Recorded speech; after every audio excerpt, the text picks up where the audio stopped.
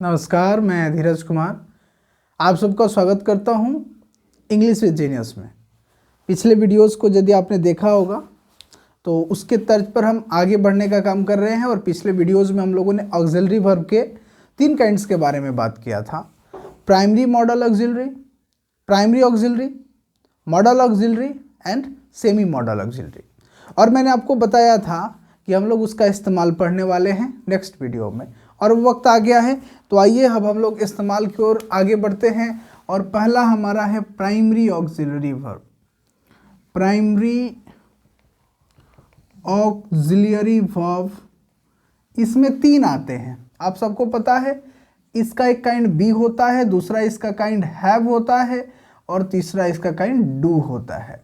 B के अंतर्गत is, am, are, was, वर होता है। हैव के अंतर्गत हैज, हैव, हैड होता है। डू के अंतर्गत डू, डज, डिड होता है। फिलहाल प्यारे बच्चों हम लोग इस्तेमाल पढ़ने जा रहे हैं इज, एम, आर का।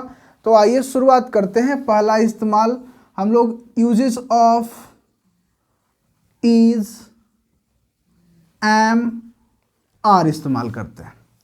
आइए इसका इस्तेमाल हम लोग पढ़ेंगे और आप अपने नोटबुक में लिखते चलेंगे तो आपके लिए भी बहुत अच्छा होगा। किसी भी प्रकार के एग्जामिनेशन के लिए आपके लिए अच्छा होगा।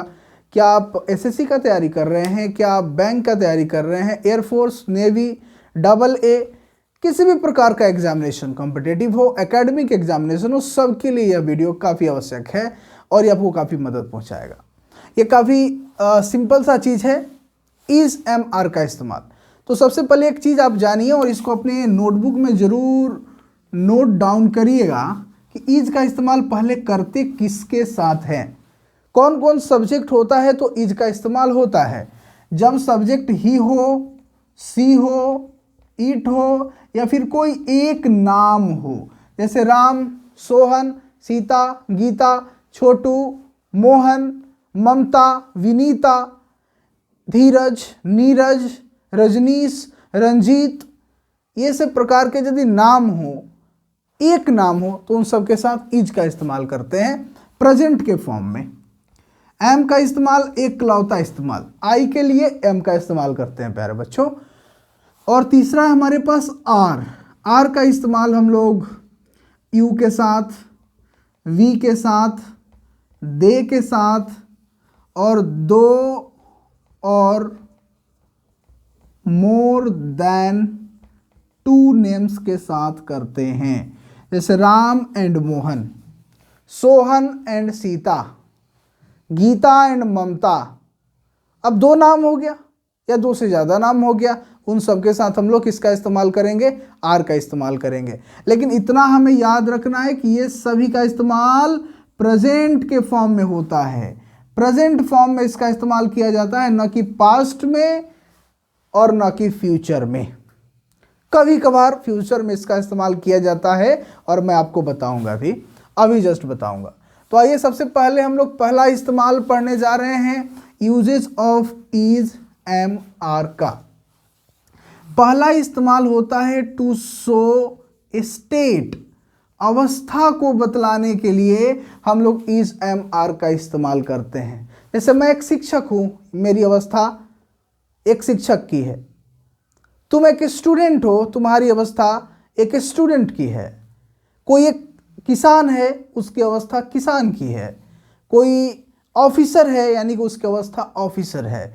अवस्था का मतलब आप क्या हैं, आपका स्टेटस क्या है, आप किसके रूप में जाने जाते हैं, उसी को अवस्था बोलते हैं। I am a teacher, you are a student, he is a doctor, he is an engineer, you are an officer, you are a doctor, they are cricketers।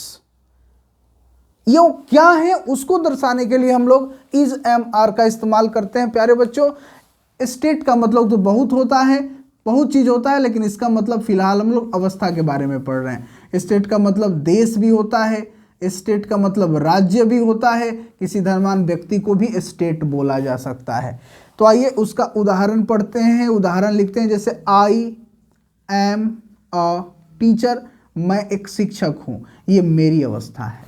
उसी प्रकार से यू आर अ स्टूडेंट, तुम एक छात्र हो, तुम्हारी अवस्था एक छात्र की है। यानी कि इज से, एम से, आर से हमारी अवस्था का पता चलता है।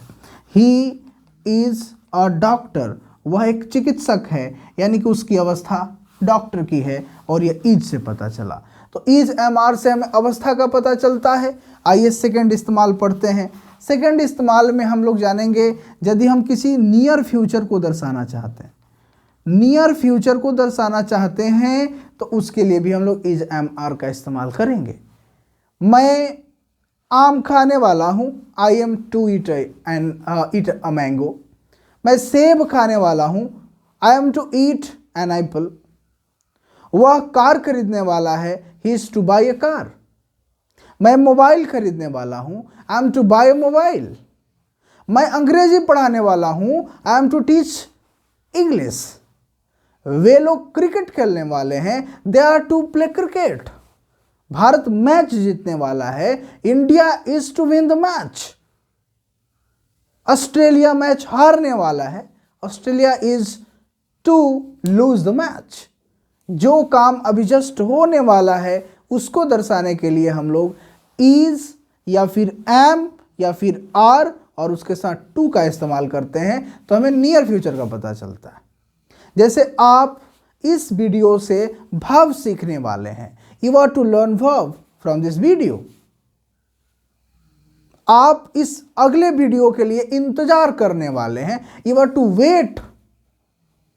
तो प्यारे बच्चों, यहां पर नियर फ्यूचर को दर्शाने के लिए किया जाता है। एग्जाम्पल है, he is to play cricket, वह क्रिकेट खेलने वाला है।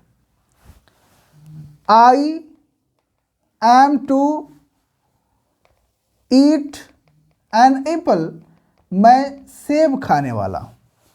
तो हमारे पास दो इस्तेमाल हो गया। अब आइए हम लोग तीसरा इस्तेमाल की ओर आगे बढ़ रहे हैं। उससे पहले यदि आप इसे लिखना चाहें तो आप बिल्कुल आप लिख सकते हैं, आपके लिए बहुत ज़्यादा ज़रूरी है। यदि आप इसे लिखना चाहें तो आपके लिए बहुत फ़ायदेमंद होगा, अन्यथा मैं इसे मिटा ही रहा हूं और आप लिख भी लेंगे। आप बहुत चालाक और बहुत समझदार हैं और आप अपने भविष्य के लिए काफ़ी मेहनत कर रहे होंगे, मैं यही उम्मीद कर रहा हूं, और उस भविष्य को आप उज्जवल बनाएंगे और उसमें हमारा कहीं भी योगदान हो सके तो मैं पीछे नहीं हटने वाला हूं। आपके लिए मेहनत मैं ज़रूर करने वाला हूं।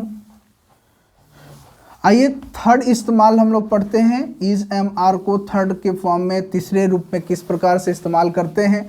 क्योंकि हम लोगों ने टेंस नहीं पढ़ा है अपने इस यूट्यूब चैनल पर, जो हमसे ऑफलाइन जुड़े हुए हैं वे सभी बच्चे पढ़े हैं और कई सारे बच्चे पढ़े, सैकड़ों की संख्या में बच्चों को मैंने टेंस पढ़ाया है। हर एक प्रकार की इंग्लिश के बारे में बताया है, कैसे इंग्लिश पढ़ा जाता है, कैसे इंग्लिश बोला जाता है, कैसे प्रोनाउंस किया जाता है। तो आइए, वैसे तो कुछ दिनों के बाद आप सबको टेंस पढ़ाया जाएगा यदि आपकी डिमांड होगी। तो तीसरा इस्तेमाल प्रेजेंट कंटिन्यूअस के फॉर्म में किया जाता है। यदि प्रेजेंट कंटिन्यूअस को लिखना है तो उसमें आपको इज एम आर का इस्तेमाल करना ही होगा। जैसे कि मान लीजिए कि आप लिखना चाहते हैं राम आम खा रहा है, राम आम खा रहा है, तो यहाँ पर क्या होगा प्यारे बच्चों, Ram is eating a mango, Ram आम खा रहा है। वह हंस रहा है, ही इज लाफिंग। मैं गा रहा हूँ, आई एम सिंगिंग। मैं पढ़ा रहा हूँ, आई एम टीचिंग। वे लोग घर जा रहे हैं, दे आर गोइंग होम। वे लोग खेल रहे हैं, दे आर प्लेइंग। तुम नाच रहे हो, यू आर डांसिंग। तुम पढ़ रहे हो, यू आर रीडिंग। तुम पढ़ा रहे हो, यू आर टीचिंग। वह हंस रहा है, इज लाफिंग। वह खेल रहा है, इज प्लेइंग। मैं पढ़ा रहा हूं, आई एम टीचिंग।